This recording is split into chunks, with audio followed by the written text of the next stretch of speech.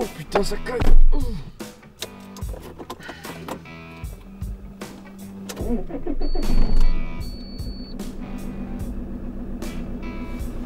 Vous êtes toujours sur DLP-FM, la radio prépontoise, il est 14h57 et nous accueillons le plus grand joueur de curling de la décennie, j'ai nommé bien sûr... Ah bah tes souhaits mec. Je disais donc le plus grand joueur de curling de la...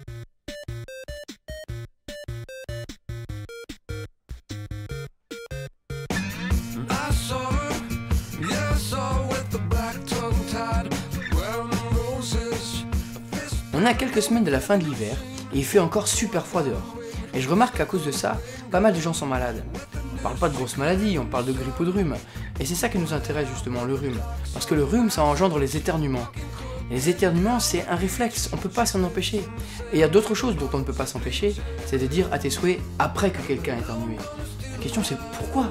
Pourquoi à tes souhaits? Quel souhait? Je veux dire... Et en même temps, tout le monde s'en fout. Alors pourquoi tes souhaits? Les questions. Moi je connais la réponse, je parle. Je sais pas moi, l'époque ancienne, on voyait plus de mysticisme. On dit joyeux anniversaire quand on fête son anniversaire, donc c'est le même principe.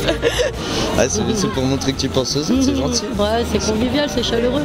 Parce que tu lui as moucheté la tronche et tu lui souhaites le meilleur après ça. C'est se libérer d'un poids quoi, je sais pas. Bah, parce qu'il faut faire un vœu. Bah, parce qu'elle a éternué tellement elle envoie de microbes. Par politesse. Parce qu'on s'en fout, fallait dire.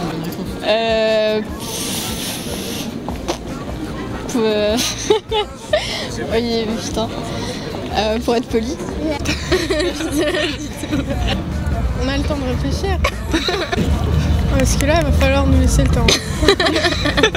Ah, mais elle l'avait expliqué la prof de français. Normalement, c'est pour faire remarquer à la personne qu'elle vient de cracher sa morve devant tout le monde. Et c'est mal poli en fait, cette expression-là. De dire à tes souhaits. Parce qu'on espère qu'il ait un mouchoir pour se moucher. Pour être romantique avec la personne qui t'aura craché sur la gueule en fait. Pour maintenir la conversation. Pour que tous ses vœux... non, je sais pas. Parce qu'il y a tous ses vœux qui sortent de son nez.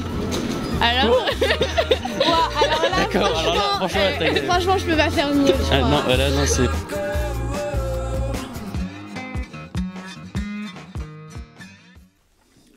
On l'aura compris, pourquoi on dit à tes souhaits après que quelqu'un a éternué, tout le monde s'en fout. Ce qui est intéressant de voir, c'est que la plupart des gens répètent à longueur de journée des choses sans savoir pourquoi, juste parce qu'on leur a dit que c'était poli.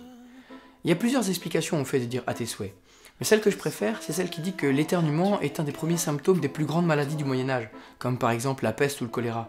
Cela dit, il n'y avait pas besoin d'avoir une grosse maladie pour mourir de quelque chose à cette époque, une simple grippe suffisait. Lorsque quelqu'un éternuait, on savait qu'il n'avait plus longtemps à vivre, donc on lui souhaitait que ses derniers vœux se réalisent. À tes souhaits.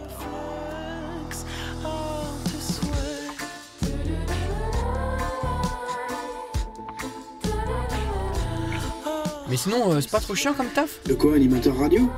Bah ouais. Ah mais moi je suis pas animateur radio, moi je passais par là, il y avait de la lumière, il y avait un micro, je me suis posé, hein, c'est tout. Attends, t'es en train de me dire que tu fais ça depuis aujourd'hui? Depuis aujourd'hui, tu déconnes ou quoi? Ça fait au moins 10 ans que je m'entraîne dans ma douche.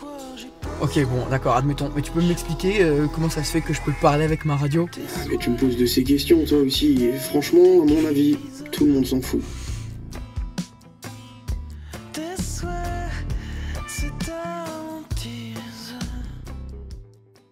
Tout le monde